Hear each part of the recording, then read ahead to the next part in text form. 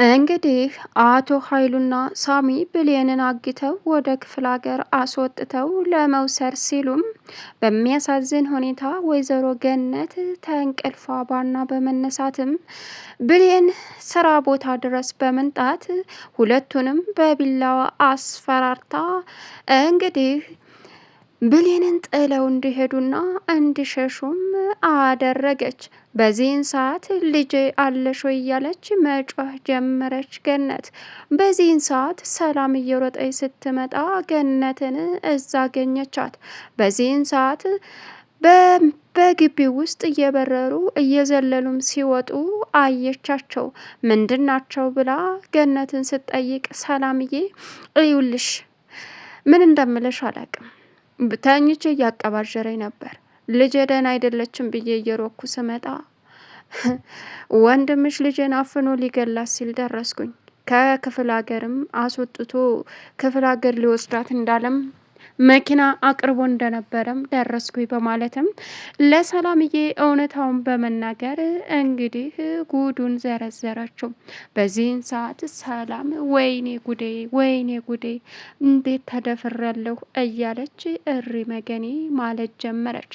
ነገር ግን አማራጭ ስለሌላት ዝም አለችና ይሄ አረመኔ እውነት የኔ ወንድም ነው በማለትም ነገሩን በጣም አብሰለሰላት። ሰላም ውድና የተከበራችሁ የስኬት ሚዲያ ቤተሰቦች እንዴት ናችሁ? ልይ ሰላማችሁ ይብዛልኝ።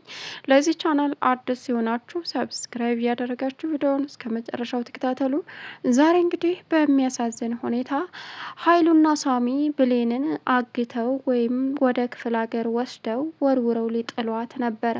በዚህን ሰዓት እዛ ቤት ውስጥ እሷን ጨፍልቄ እዙ አስቀራታለሁ እያለ አቶ በኃይሉ ሲፎክር፣ ነገር ግን ለመግደል ስላልተመቸው ይደረስብኛል ብሎም ስላሰበ ብሌንን አፍነው ከዛ ከቤት ለማስወጣት እየታገሉም እያለ ወይዘሮ ገነት በተኛችበት በህልሟ ያየችው በጣም አሰቃቂና ልብ የሚነካ ስለ ብሌን ስለነበረ ከዛ ከቤቷ እየሮጠች ብሌን ስራ ቦታ ድረስ በመምጣትም ብሌን ክላስ ዘው ብላ በመግባትም ሳሚንና እንዲሁም ደግሞ በኃይሉን እጅ ከፍንጅ ያዘቻቸው።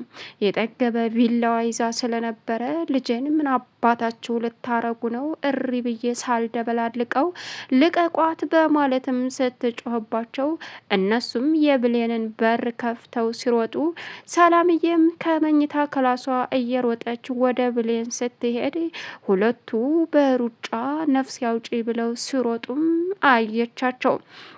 ሰላም በዚህን ሰዓት ገደሏት ልጅን እያለች እየሮጠች ስትሄድም የብሌን እናት እዛ ስታያቸውም ደነገጠችና በስመ አብ ወልድ መንፈስ ቅዱስ ምን ሆነችሁ ነው አለች። እዩልሽ ልጄን ሊገሉብኝ ነበር፣ ፈጣሪ እኔን መልአክ አድርጎ ልኮ ልጄን አተረፍኳት። በተኛውበት በጣም እያቀባሸረኝ ነበረ። እናም የሆነ ነገር ልጄ ሆናለች ብዬ እየሮኩኝ በዚህ በደረቀ ሌሊት መጣሁኝ።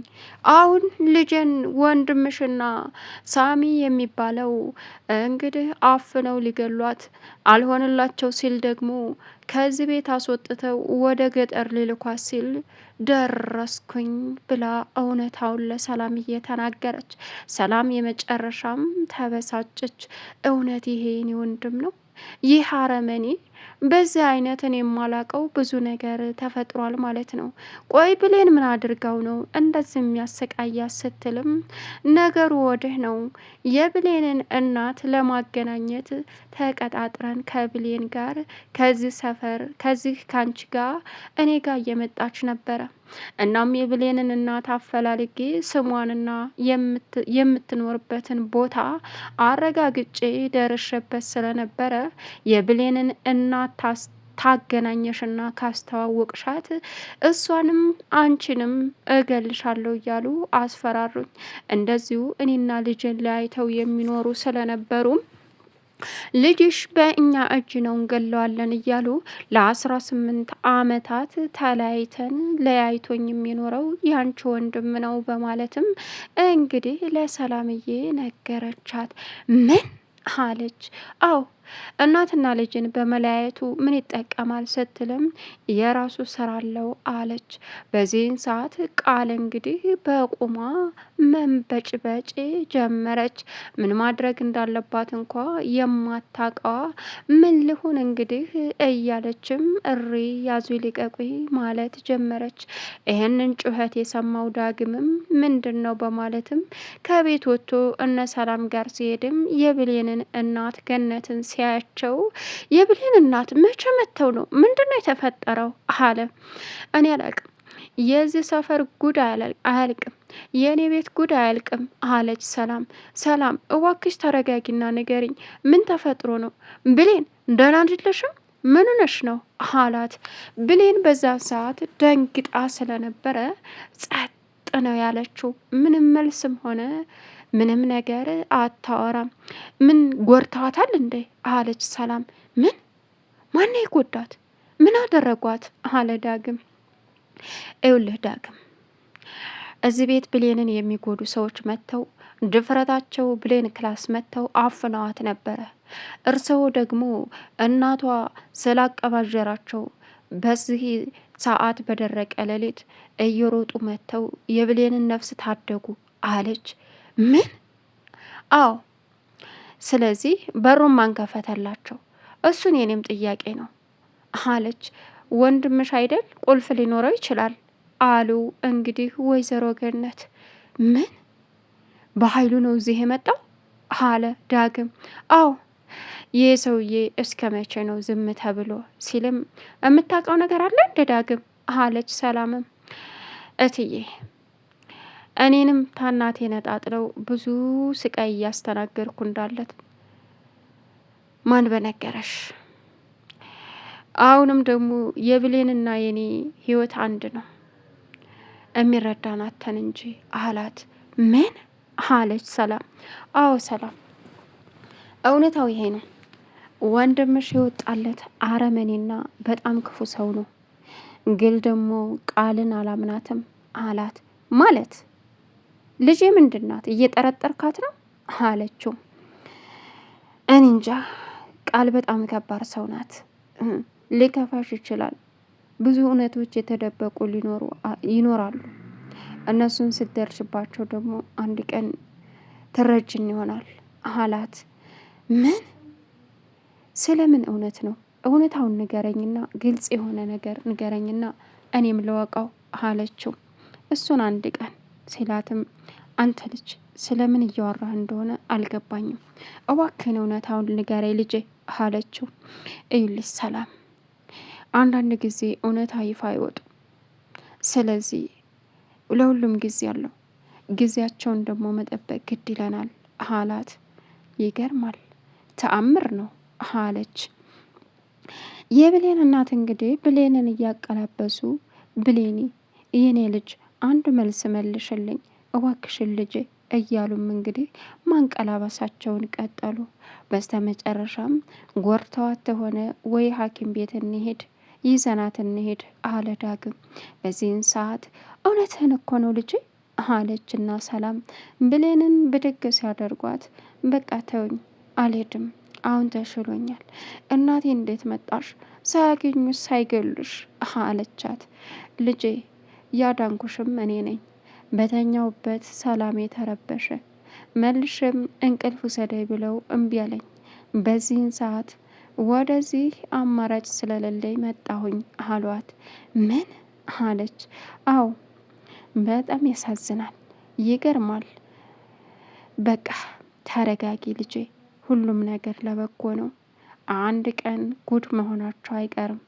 እንደዚህም እንደቀለዱ አይኖሩም አሏት። ብሌን የመጨረሻ አለቀሰች። እናቴ የኔ ስቃይ ላንቺም ተረፈ። አንቺን እንደው የሆነ ነገር እንዳደርጉብኝም አልፈልግም እናቴ አለች። ይኸውልሽ ልጅ ወይ አሁን አንቺ መረጋጋት ነው ያለብሽ። ሌላው ነገር ደግሞ እምናየው ይሆናል አሏት። በዚህን ሰላም እኔ ቤት እየተካሄደ ያለው ነገር በሙሉ ሊገባኝ አልቻለም። ምንድን ነው የተፈጠረው? በጣም ያሳዝናል እያለች እንግዲህ መበሳጨት ብትጀምርም ግን ደግሞ ምንም ማድረግ ስላልቻለች በጣም በሚያሳዝን ሁኔታ ህይወት እንደዚህ መሆኗንም ብሌን ተረዳች። ሰላምም እዚህ ቤት የሚፈጠር ነገር በሙሉ ማወቅ ግድ ይለኛል። ስለዚህ እንዴት ብዬ ነው የማውቀው ስትልም እትዬ ሁሉም ነገር ትዕግስት ያስፈልጋል። ቅርብ ነው። እኛን እየተጎዳን ያለ ነው በቅርብ ሰዎች ነው። እውነታውን ደግሞ በቅርቡ ነግርሻለሁ። ዛሬ እኔን ሊያጠፋ ያለ ነገ አንቺን ያጠፋል አለቻት። ምን አለች ሰላም?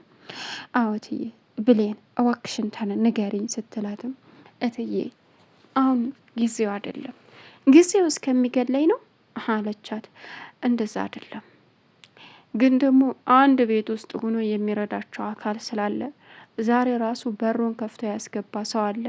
እሱን እውነታውን ሲወጣ ታይዋለሽ አለቻት። ማለት ማን ነው? ምንድን ነው?